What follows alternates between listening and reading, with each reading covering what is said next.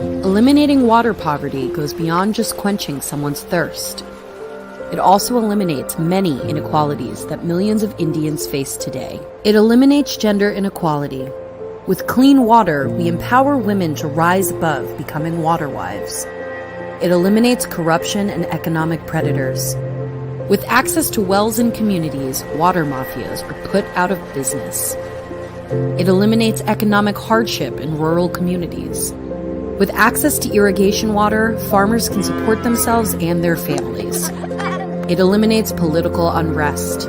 With access to the most basic human need, we create a more harmonious society. What starts with a drop of water ripples outward, promoting solutions for gender inequality, economic mobility, civic pride, and climate change. When you eliminate water poverty, you create a better India.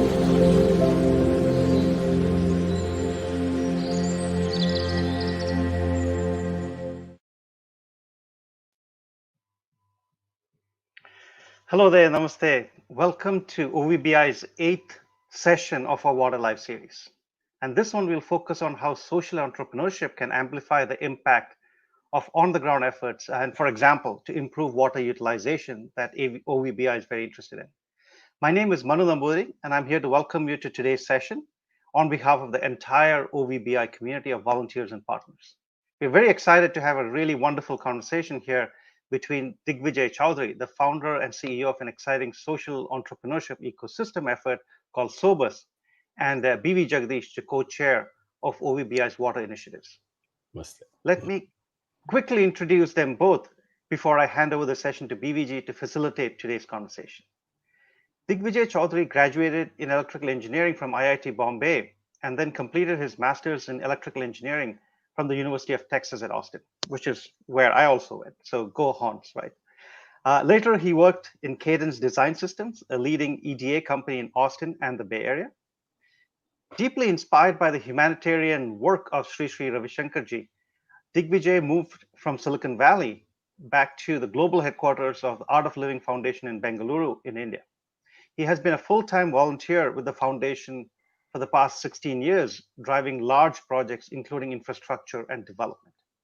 As the chief administrator of the foundation's headquarters in Bengaluru, Digvijay set up and streamlined the operations of the 350-acre campus by creating simple, adaptable, and scalable systems suitable for a volunteer-driven nonprofit organization.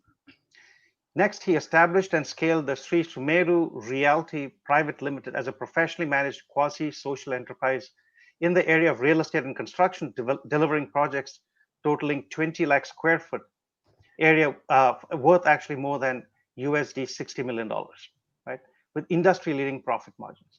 Currently, Digvijay is focused on building SOBUS Insight Forum as a global platform that catalyzes sustainable, scalable social impact via a holistic ecosystem for social startups to establish themselves and grow.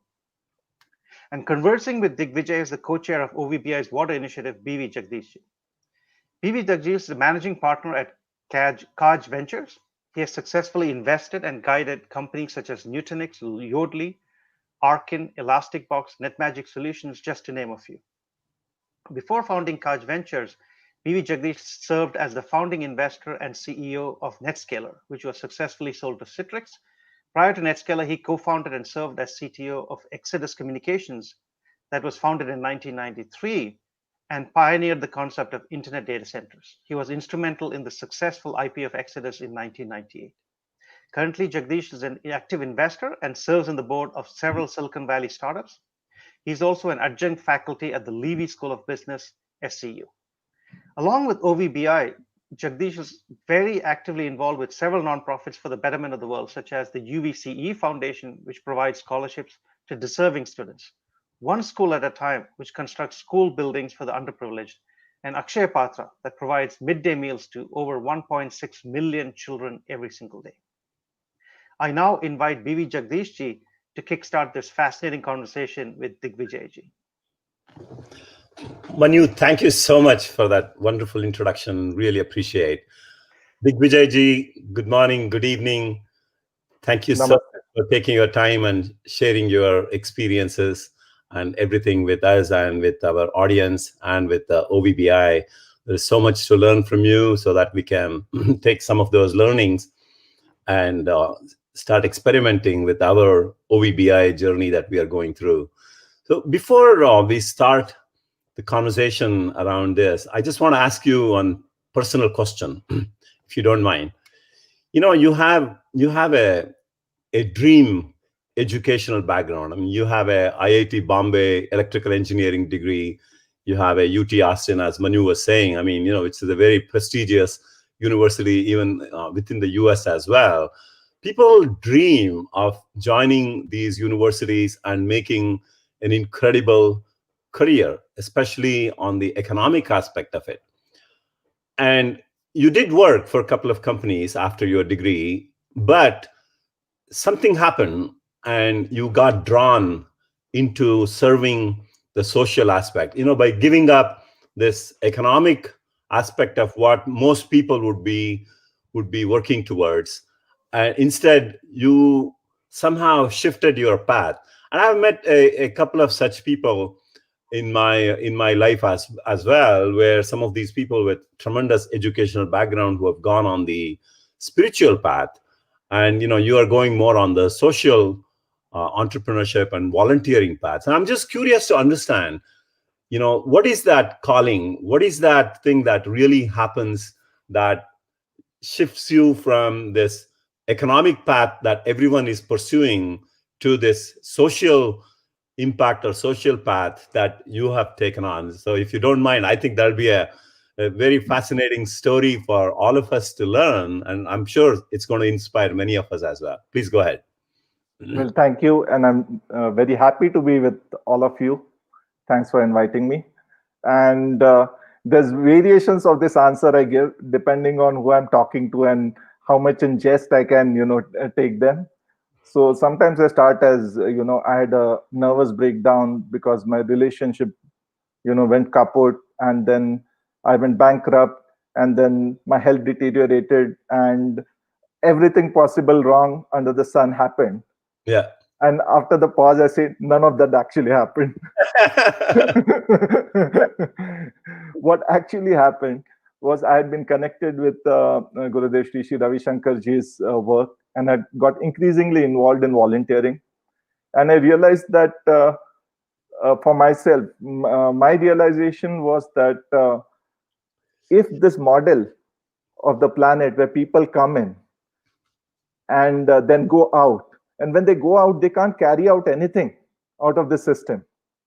So someone who has designed the system so flawlessly, it works at such scale, unimaginable scale, flawlessly.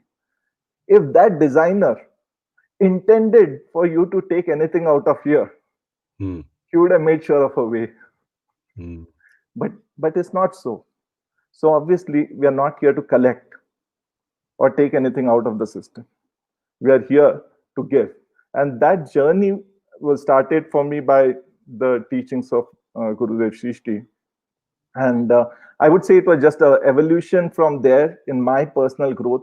All of us are on our own paths. There's no right or there's no wrong path. But for me, it was when I'm on the planet, can I do something which is more sustainable, useful, and leave the place a little better than when I came into it?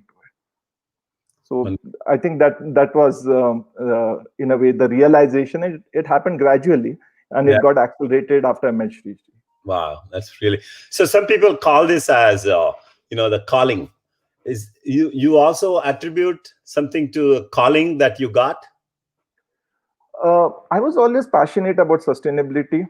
Okay. And even from your younger days? Yeah, always. So it was, the terms were not there, the jargon was not there, that this is called sustainability, but always to do something which is longer lasting, always do something which is good in the long term. So, and often what happens is compromise in the short term, but I've always somehow had that thing on the long term. What is it really that I want to do? I didn't really sit down and consciously think. I live a lot in the present moment, so I didn't think that how would I look back on my life and any deep thought like that. But it is just at this point of time, it seems that I could be more useful if I did A versus doing B. and take that decision and move with it. Fascinating. So actually, when I left the Bay Area, it Yeah. wasn't a conscious decision. I'm leaving something. Yeah. I just said, let me go and explore, experiment what's there at the ashram. Yeah. And that one day turned to a month, then a decade, and now it's almost 2 decades since I've been here. And clearly you are enjoying what you're doing. Yes, it's always not always an easy path to walk, especially the spiritual path, because nature through the guru will make sure that you're learning at a more accelerated growth. Yeah. So there's no pain, no gain, no growth without pain. And Yeah. if you have to grow faster, means you have to get beaten up a little bit more. Yeah, I see. So And there is, I mean, just like anything else in life, there is no guarantee that one would grow in that path, right? Ultimately, it all depends on your interest, your effort, and everything that you do to get to the kind of level that you are in. Because if somebody listens to this and then, jumps into this path, anticipating that they would also grow in a similar path, that's not really it's like it's like a career in a professional path. Just because you come to Silicon Valley, that doesn't mean that everybody becomes an entrepreneur, everybody becomes successful, everybody is going to grow in the organization. Yeah. Also, one more thing, BBJ, I strongly feel is no human being makes any decision unless they're enlightened, of course. But assuming that for the bulk of us who are not yet enlightened, we are somewhere on the path. Yeah. We don't make decisions ever which are not selfish. It's just the selfishness can be a little bigger or a different flavor of selfishness. So I frankly don't feel, many times people feel you had such a wonderful career, you were like the dream, American dream you could have lived, and what made you come back? Why did you give it all up? I say, frankly, I would like to think I gave a lot up and all that, but I did not. Yeah. I just took a choice which I thought was better for me. So in that sense, it was selfish. So what is most sustainable for the planet is if we can tie our individual happiness to a more collective happiness, then it just makes it easy. Yeah, fascinating. Thank you so much for that insight. So many of us, both here and in India, we are kind of very familiar with one is a typical corporate, and the other one is the non-profit organization, right? That's basically what all of us are used to, and all of us are learning. All of us are involved on a daily basis, right? Especially the audience who are listening to this, right? They are involved in working for companies, and they're also like involved in some sort of non-profit organization. But here is something that you are creating, which is this whole concept of the social entrepreneurship. Do you want to take like few minutes to sort of explain this concept of social entrepreneurship and why this social entrepreneurship is needed in today's world? What I would like to do, if you permit me, is I have a couple of slides which kind of capture the essence very quickly, and I've found that people really, find it that it resonates with them. Could I just share them quickly? Absolutely, yeah. Please go ahead. Somebody has the slides? I've got them. You got it. Okay, great. Yeah, let me just run it on full screen.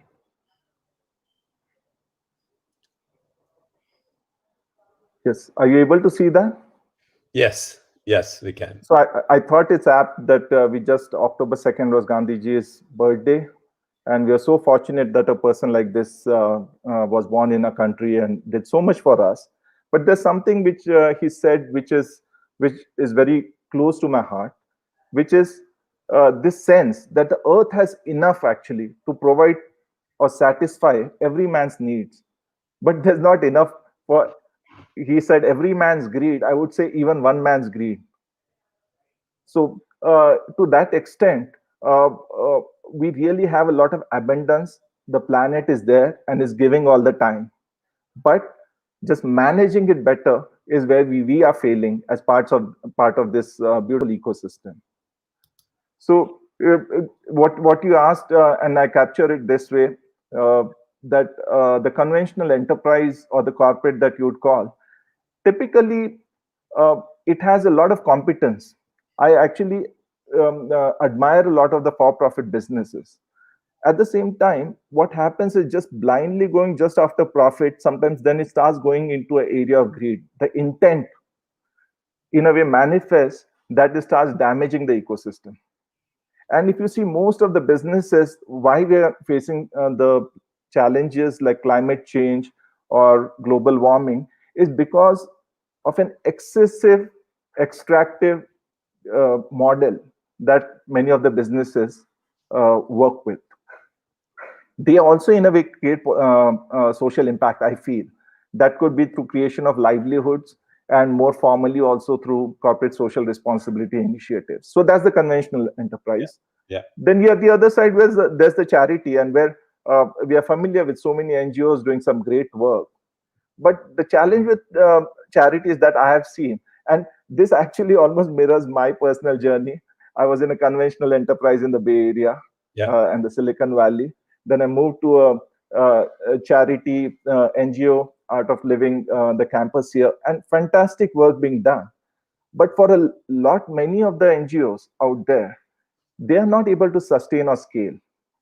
So though they have a great intent, the competence sometimes is lacking to really grow it and replicate that success. So it remains limited. So this is my experience that when I was solving one major problem, which was how do I get a professional team in place for managing our construction, I hit upon the idea of creating this business called Sumeru Realty, where on one hand, we built this eco-friendly homes and ran a real estate business. At the same time, the proceeds from that, we put them back into Art of Living's projects and in setting up professional teams to manage the construction. So I actually, with Sumeru, I had one leg in conventional enterprise, another in traditional charity, and I successfully actually fell in the middle. So I call it an accidental social enterprise, and that's why the word quasi-social enterprise in the introduction. So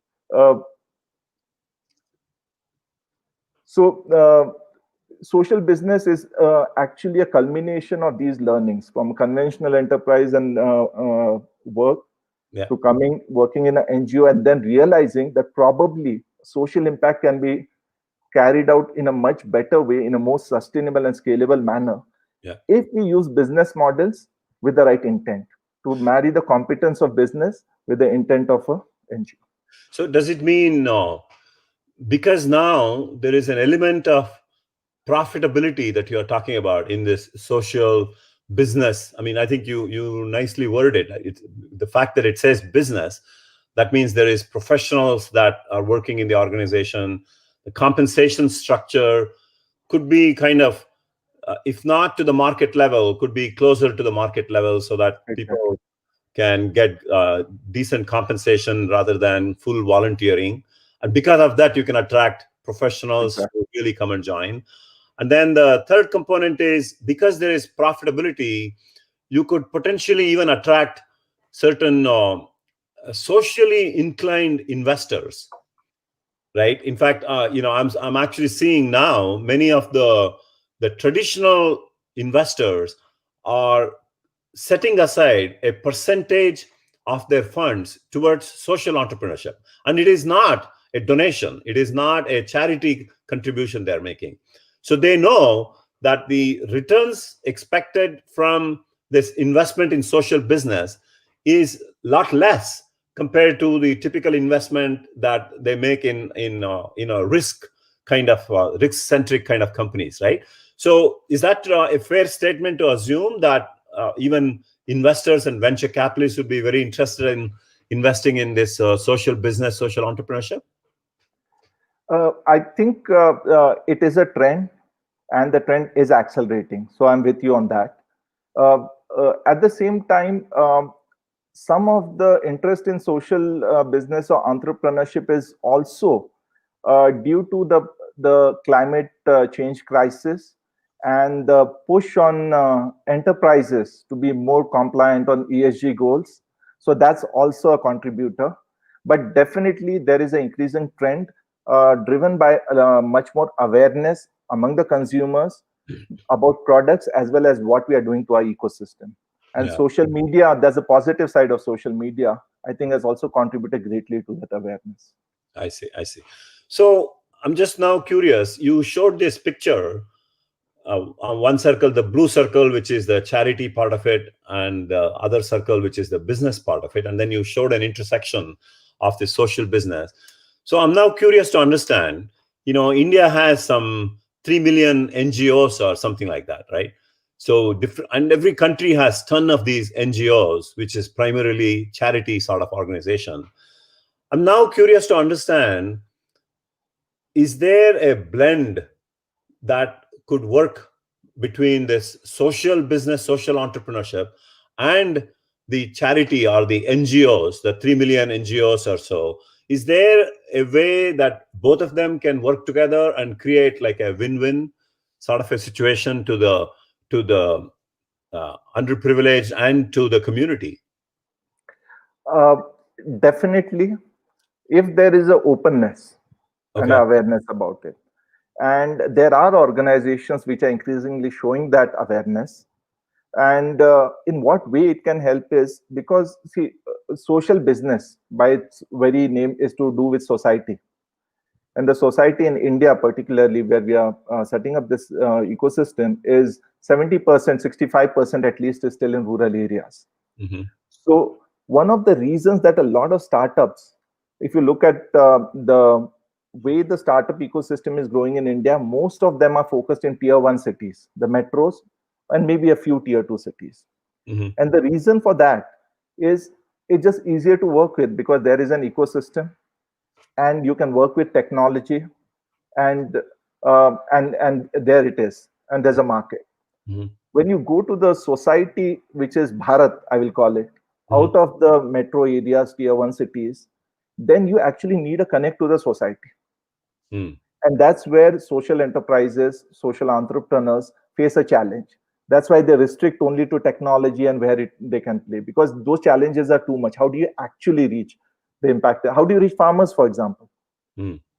So you might have a farming solution, but how do you, well, some of the entrepreneurs might have never really gone and stayed on a farm or know someone in their circle. How do you reach out?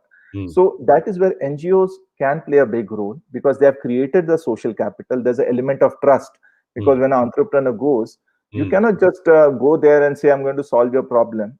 There are a lot of trust issues. And for that, NGOs, the genuine NGOs, let me put it quote unquote, can definitely play a big role in bridging that gap. We term it in our parlance as social capital. So when we are putting up the Sobus ecosystem, one of the critical parts of social capital is working through the existing organizations and creating a win-win. Many a times the NGOs are looking for sustainability also. So if you can tie it as a natural evolution to kind of to make their initiatives more robust and self-sustaining, it becomes a win-win. So the entire emphasis is to create the win-wins with the NGOs. Yeah. So before we come to the OVBI specific issues, I'm just curious to understand in this social business, social entrepreneurship that you are defining right now, have you seen any successes? Have you seen some examples of the impact that these organizations have created? Definitely yes, because without that, frankly, when I look at those overseas a non-profit, I look at it as a startup also when I'm working with it. So the important thing is to be able to have a market. So even before venturing into creating a social business ecosystem, I have to make sure that there is actually a scope for social business. So definitely there are already success stories, and we interacted with a lot of them when I was validating the basic premise of Sobus. We worked with more than 23 such startups across the various sectors. But I will put a caveat to that. Most of them have not scaled up to the extent that they could due to a variety of reasons. So the challenge is, so instead of starting a social enterprise after exiting from Sumeru, I thought this is the missing piece. how to enable them to make the leap to the next level. That is missing. So there's lots of successes in silos and individual success stories, but making them replicable has been a challenge. I see. So this is still like in the experimentation stage, and hopefully over the next 5 to 10 years, we will actually start seeing some impact of this social business, right? Which has the ability to attract professionals, ability to attract investors, that can start demonstrating the scalability and sustainability of many of these projects. Exactly. So the way I see it, there's nothing to lose in the sense. Yeah. Because anyway, the NGO side is not so sustainable or scalable.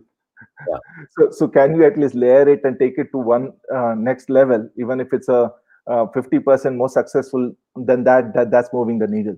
Yeah.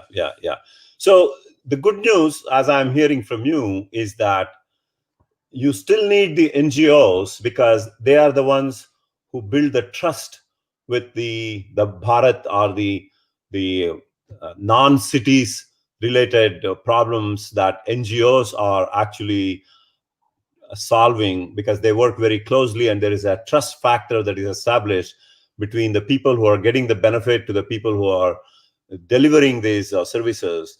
And you still believe that there is a need for genuine NGOs to solve these issues, and OVBI, which solves this water problem in the remote places, clearly has a role to play in a continuous basis, right?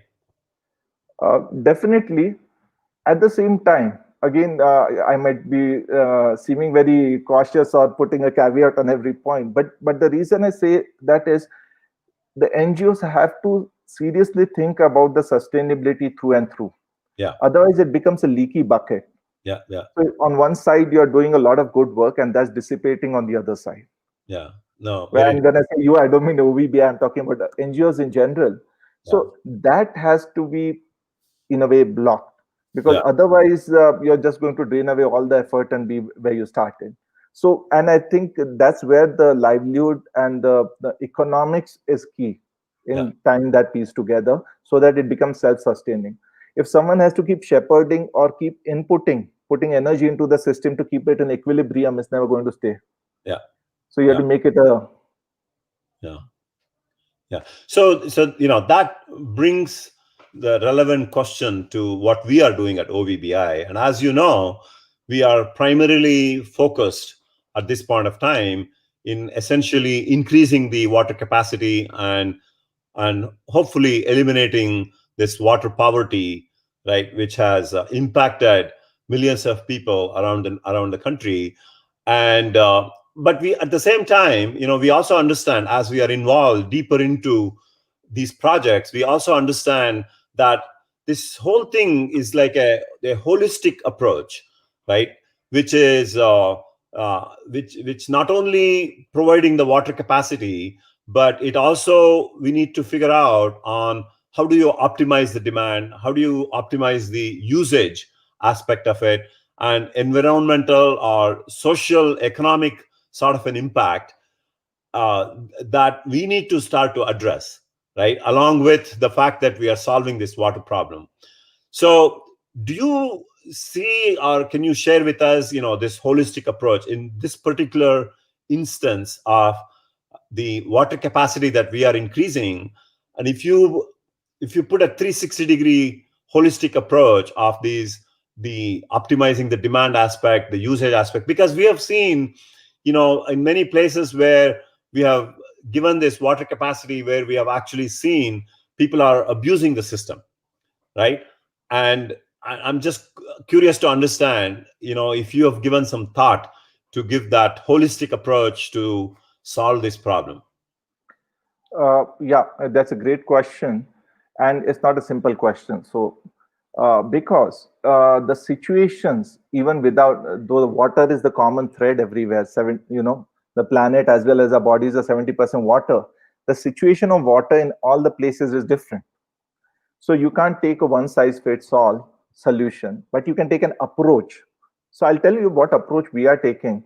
So the basic context is we are starting a rural innovation, social entrepreneurship center in Pandharpur. Maharashtra.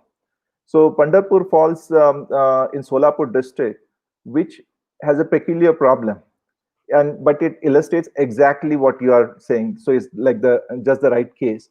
Abundance of water on one side because there's a huge dam called Ujni, and it's got one of the highest dead water levels. So huge amount of water, Mm.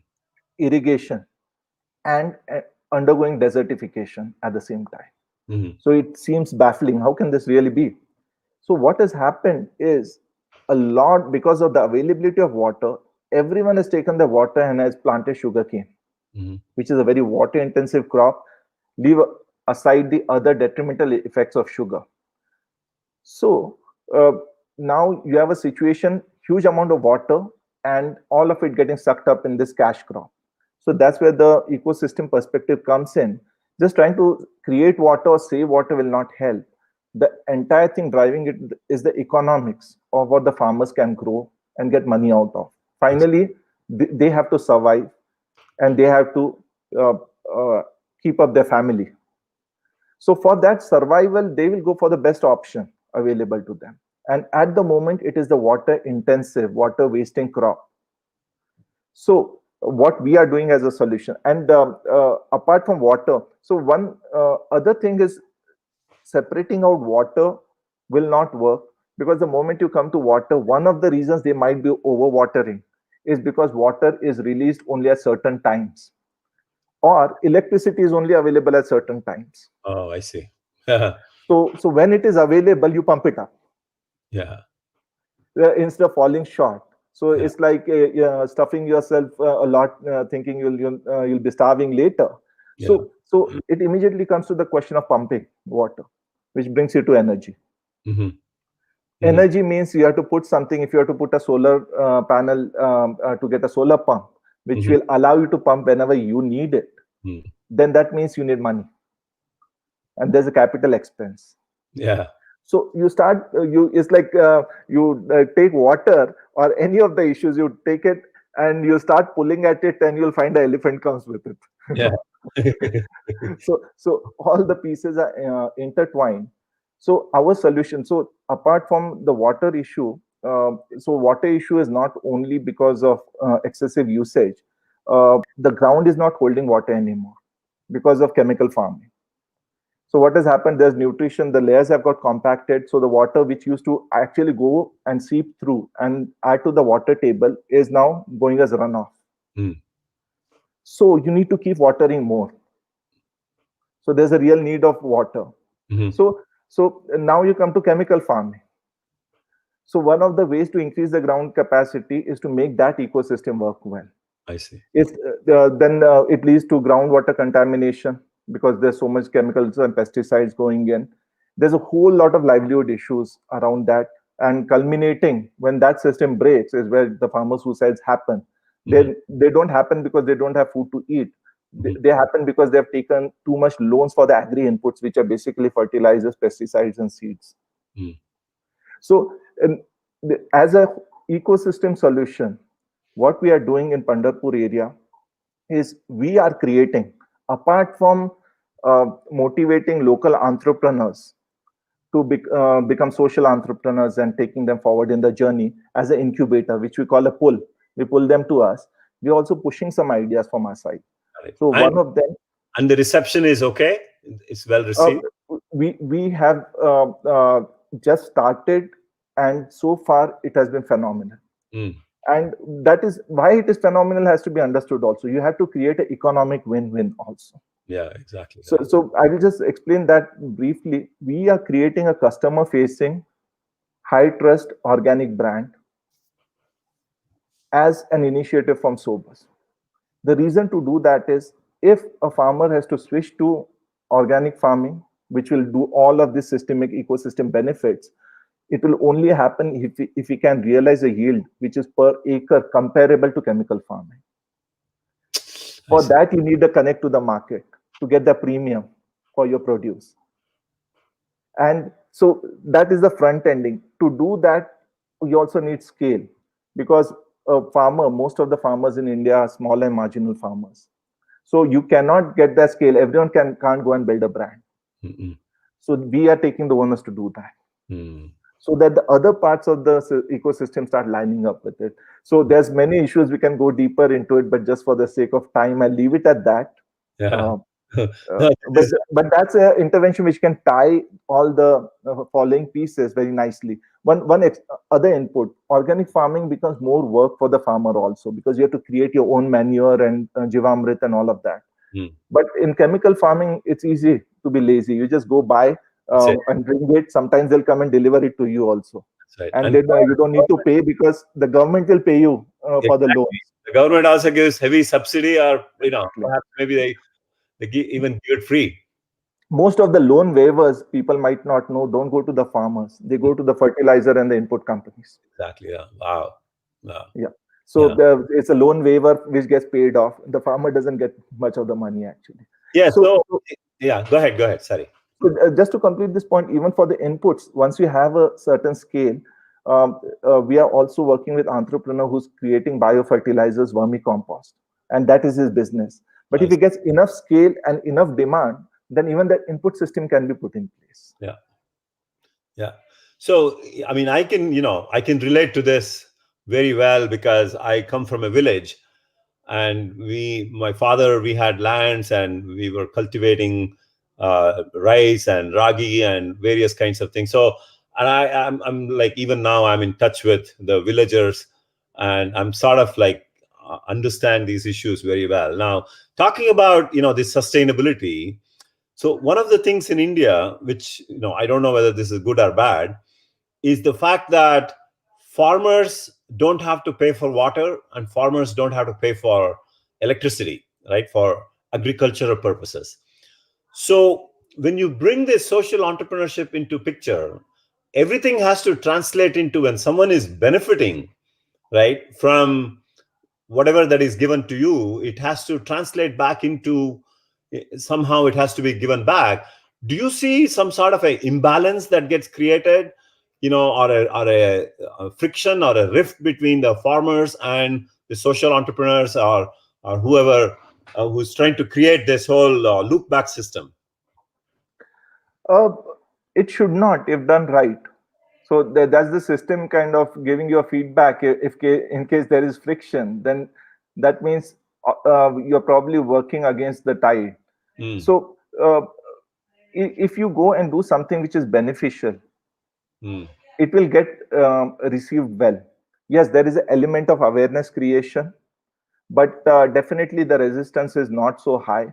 And let's think of it like that: if we go as an attitude that I'm here to save you, I know better, then there's definitely going to be a resistance.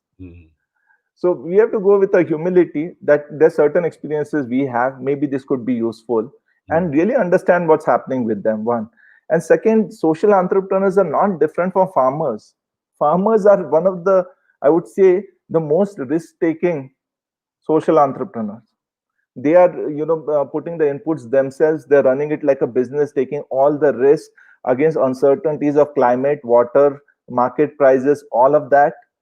And they're doing it for society. When everything crashed at COVID time, is the farm sector which saved both the economy as well as people in terms of the food. So they are the social entrepreneurs. So it's not someone else going from outside who's a social entrepreneur. It's the people from there outside and working together. Some of the things we have to learn. Like, I love something that Varghese Kurian said. Varghese Kurian, Amul, right? Yeah. What he said: India's real development will happen through the competence of its professionals and the wisdom of its rural people. Wonderful. So that is something we have to be very aware of. That then we think, and also you have to be smart. Like, for example, why I'm basing the thing in Maharashtra is I'm personally well connected in Maharashtra. So the proof points I'm doing in Maharashtra, but close to the border, Solapur. Again, I'm well connected there. Plus, Karnataka and Telangana are not very far. So as we expand through the one center, we can reach 3 states. But again, I'm not trying to go to Jharkhand, where the ecosystem is itself not so well developed. To take social business entrepreneurship. So we have to be smart about it also. Yeah. So do you see that the rural entrepreneurship actually taking off. I mean, there are instances of BVG, I have a question for you. yes, go ahead. You are from a rural background. Yes. I'm aware of your journey. I've heard about it, how you have risen, and you have been so successful. Yeah. What is it that you think has contributed for you to go from that place, where there were hardly any resources, to where you are now? Well, What is it that has helped you? I think the number one thing that fundamentally makes the difference in everybody's life, right, is one is the education, and the other one is making sure that at least 2 meals a day is provided, to these children. So that is the reason as to why I'm also involved in these nonprofit organizations that fundamentally uh, impact the society with the education and food, and I know, of course, water is a very integral part of that, because without those things, then your mind is somewhere else, right? You're not focused on what you how you want to grow, or what you want to do, or even studying as well. And once you have those basic needs, like the food and water and so on and so forth, then the next thing, right, is the education, which is what is going to give you that push from the orbit that you are stuck into the next orbit. And I mean, literally, if I go back and look at the classmates that I had, and most of them are in the villages. So there's nothing wrong, by the way, by being in the village.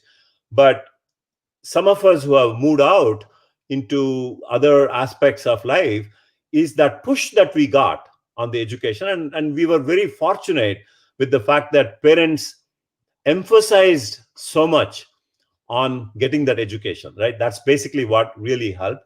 And then one led to another, and eventually that's what made the difference.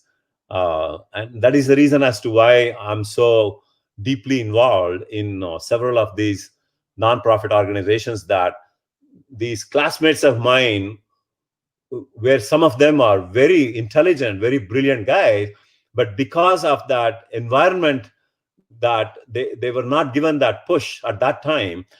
At least I want to see what I can do to help those kind of people, right? And some want to stay back in the village, some want to stay back where they are, but there'll be some minds who want to go to that next orbit. And if Yeah. I can help through these means, I'll be the happiest person on earth, actually. And that's the So reason. what I hear and what I see also from you is the ecosystem around you pushed you. Mhm. Exactly. So that is the most important thing. We don't have to teach people to do too many things. We just have to create an ecosystem which allows them the Correct. possibility of doing it. And Exactly. that's exactly what we are trying to create also throughout this. We don't have to create as in like sculpt the entrepreneurs. You can't do that. Do that. Everyone has their own journey. And Yeah. the other part, along with the environment, I feel we need three essential components. This is my learning from the interactions I'm having. One is the awareness and vision tied together. Awareness of what is happening and a vision of where it could be. One. Then next two components are skill, but also equally or more important, I would call will. That is very critical.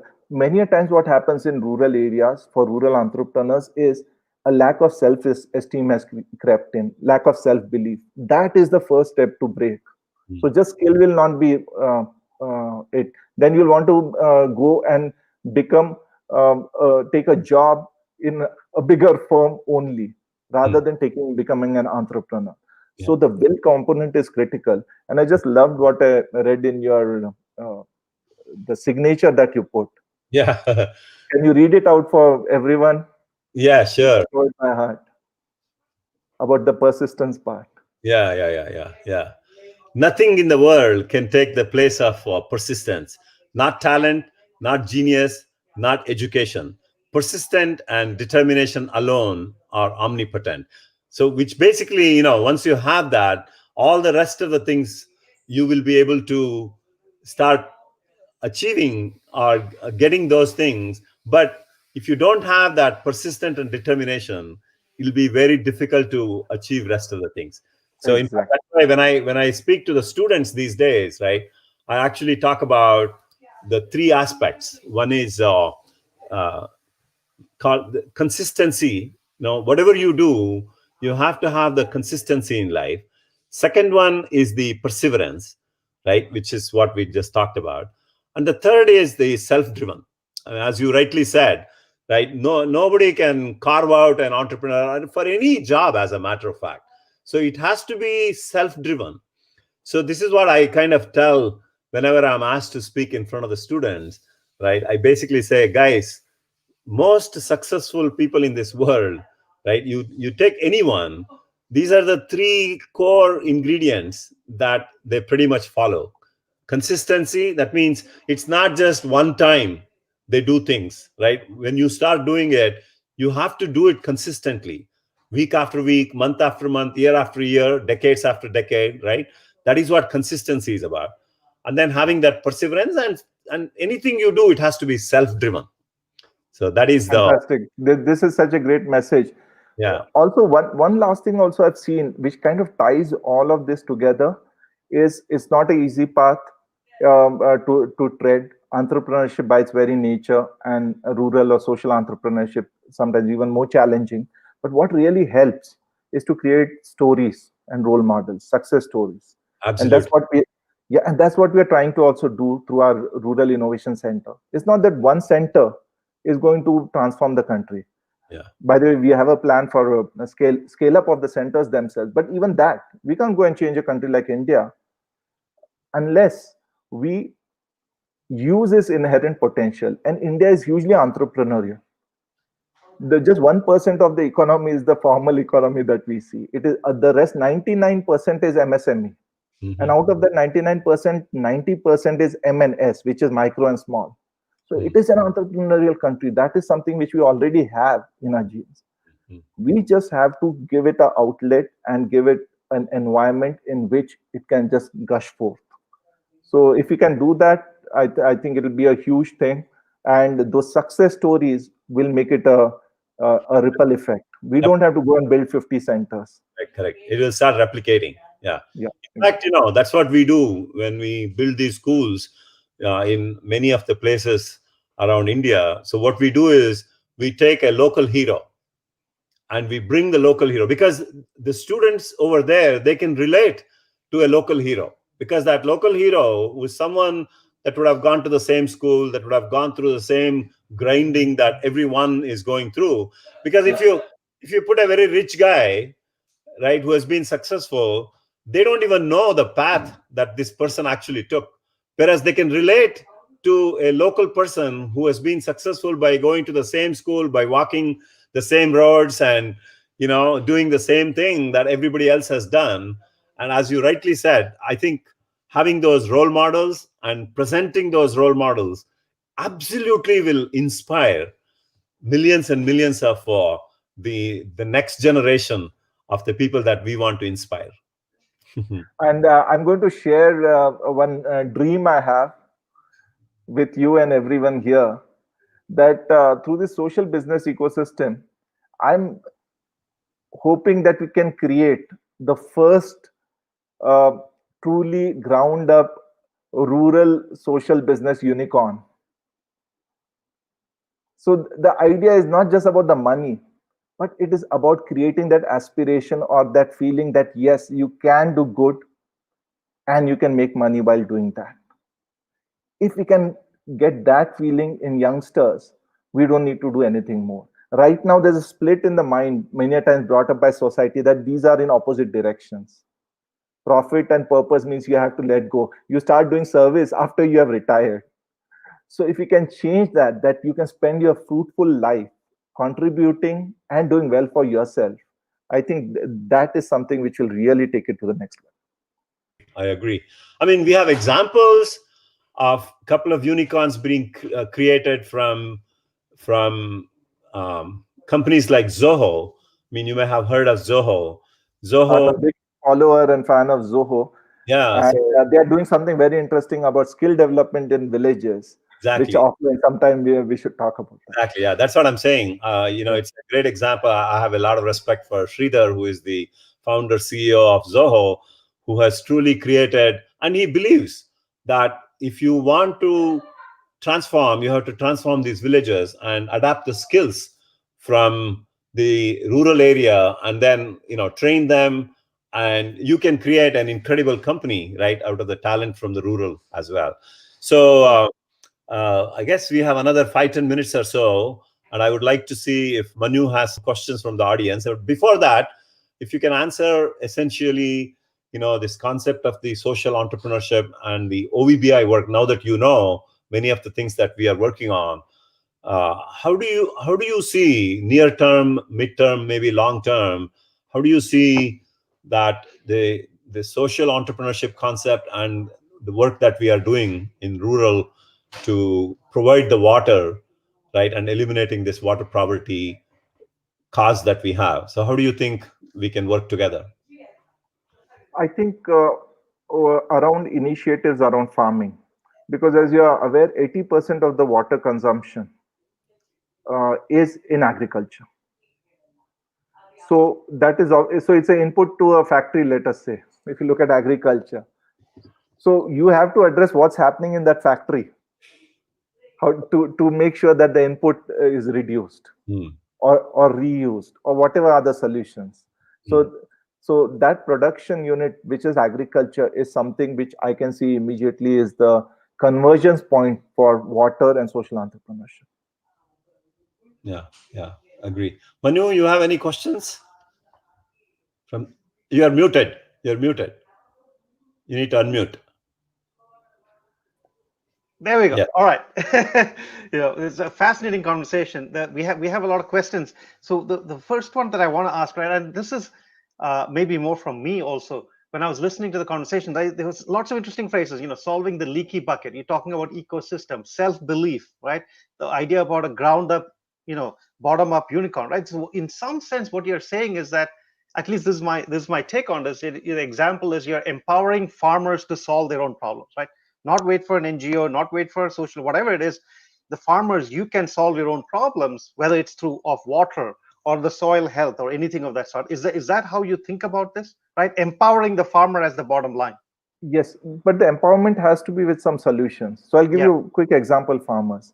So we are working with a startup which is successfully setting up organic farming plots. They are doing 1 acre, 2 acre, and 5 acre models. Yeah. They are working with retired army men whom they are training to become farmers. So they already have the discipline to run a corporate system.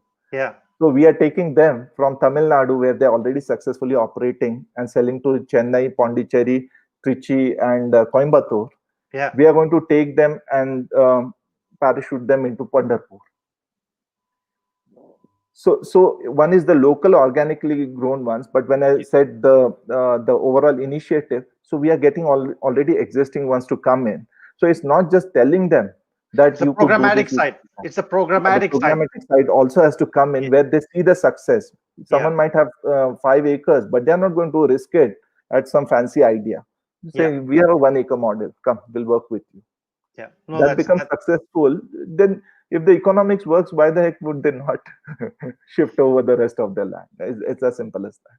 Yeah. No, wonderful. And so from Chennai, one of our friends have this question: what kind of solutions can one offer for small and marginal farmers in very dry lands? I do not claim to be an expert on every solution, but what I can claim we can do to a fair level of success is go and find the solution. So how we are working with startups is, if you have a problem, I might not be able to solve it, but I have the networks and resources to help you solve it. So I can't claim to be the repository of all the knowledge. I would really like to help them out, but if we know the specifics, definitely we can find. So the model is, first I'll try to find the solution. No need to reinvent the wheel every time. But if it comes to building, then we'll find the people who help you build the solution. Okay, yeah, that makes sense. So it's not just giving people the fish, like the old saying that you say, right? But how do you teach them to fish and 100%, enable them? 100%. Yeah. So there's a question In from fact, I Sridhar. think sometimes NGOs that gives too much stuff, they disempower the people. Absolutely. Right. And I that feel, goes back to the conversation you had, empowerment being the key. yeah, definitely. Yeah. Absolutely, absolutely. Okay, so now Sridhar has a question, about how an NGO, right? Obviously, somebody like OVBI would love to be part of your ecosystem and how you think about it. But how does generally an NGO become part of your ecosystem? So we are setting up a digital platform also for people to sign up and work. But a lot of the work that we do, especially in Bharat, is not, it can't just happen off a digital platform. There's a lot of offline connect. But Yeah. what you can do is to start the process, sign up on a website, and we have a form there which says join the movement. So there's different options. What are the areas where you have either an expertise or an interest, and what are the roles you could play within that? Whether you could be a mentor, whether you could be an investor, whether you can be just a researcher. So can you give the Yeah. website name, Digvijay It ji? is it is sobusinsight.org. There you go. Sobus Insight. www.sobus social business sobus dot sobusinsight.org. Yeah, we have that. We have that at the bottom there. No, wonderful. The other question that came from Vida is how, what are the ways to impart and fine tune entrepreneurial skills for farmers?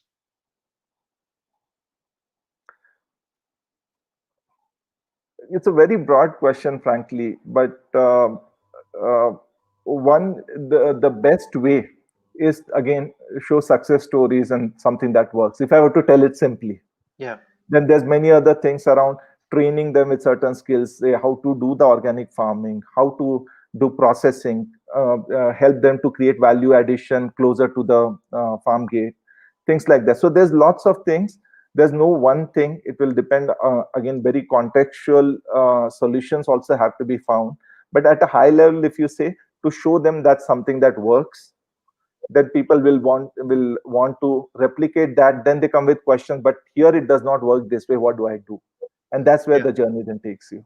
So, No.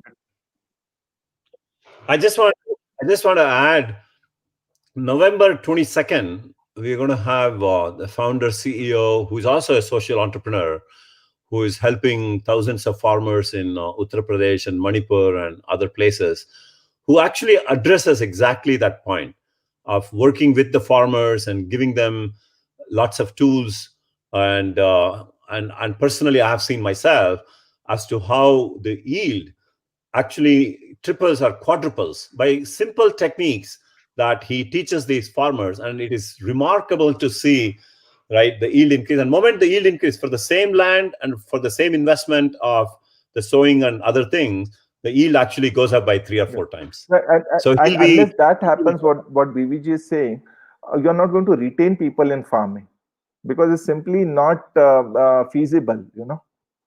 So improving, but again, if you were to ask for a magic formula, there is no formula. It all starts with them first getting that awareness and vision and ready to participate. Then that's where the discovery happens, and then it leads from there. So think of it in another way also, that uh, if it was so easy to solve these problems, they would have got solved. So people are not attempting that so much because there's so much complexity, so much contextual nature to the issues, that is difficult to give just one template, but you can definitely have a framework which tries to then help it. Yeah. So maybe one last question before we wrap up, right? Is there something in your mind that is hindering this concept of social entrepreneurship, or rural entrepreneurship? Is it an education issue? Is there risk, or maybe it's more access to capital? What do you think is hindering this? The challenges, I would say, from both the sides. One is for the entrepreneur, as I said, is a lack of exposure, lack of self-belief, and lack of some of the basic ecosystem support needed to go forward. Yeah. So that's from the entrepreneur side. And then the other ecosystem players, uh, the business models force them to move in a certain direction. So it might actually be possible. Of course, every problem, we have to be clear, every problem cannot be solved in a business model. Yeah. But there are a number of challenges. If you look around, all the problems are opportunities. However, the current paradigm is to try to maximize and then go towards only those solutions. That is a bit of a challenge. So we have to create more awareness and success stories even for the people, not just the local, the social entrepreneurs there, but the people who are working in corporates, that social business can be a viable career option. That's where the success stories and Yes. the unicorn come in, so that you can start attracting really great talent. If that comes, the money will also start flowing. Yes. Yeah. Yeah. No, makes a lot of sense. No, this has been such a fascinating conversation. It's hard to let it go. But Digvijayji, thank you so much for your time in joining us and sharing your experience, your insights, and your vision around social entrepreneurship today. To our viewers, we hope that this session has been as fun and insightful and informative as it was for us. And as you know, OVBI, the water team, is bringing you conversations with experts such as Digvijayji every week. We're talking to entrepreneurs, we are partners and execution leaders. Every Sunday, I think going forward, we might shift it from 10 a.m. Pacific time to maybe 9 a.m. so that we take advantage of the daylight savings. Please watch out for that. And you can come and see the lineup of topics and speakers by visiting us at eliminatingwaterpoverty.com/live series, right? And this is something we say every time, right? All experts believe we have very little time, maybe less than a decade to address the water problems in India. And so we need all the help we can get. From OVBI, we would love for each one of you to participate in whatever way you can to address this problem. If you can pass on this information, share some of these videos to educate others, volunteer with us, or donate in whatever capacity you can so that we can continue this work. Just to let you know, $1,500 can provide water security for an entire village for their lifetime for about 2,000 people. And the way we talk about it is that the small collection of drops is what creates an ocean. So any contribution from you will help us in eliminating water poverty for India. Please visit us at eliminatingwaterpoverty.org to find out more on how you can help. And thank you so much for joining us. We'll see you next week, the same time. And I would like to compliment OVBI for the great work that you're doing. And let's hope we can together also take forward the mission. Thank you so much for having me here. And thank you, BVG and Manuji. Wonderful to interact with. Thank you. This was wonderful. Thank you so much. Really, it was a pleasure having this conversation. Appreciate it. Thank you. Okay. Bye.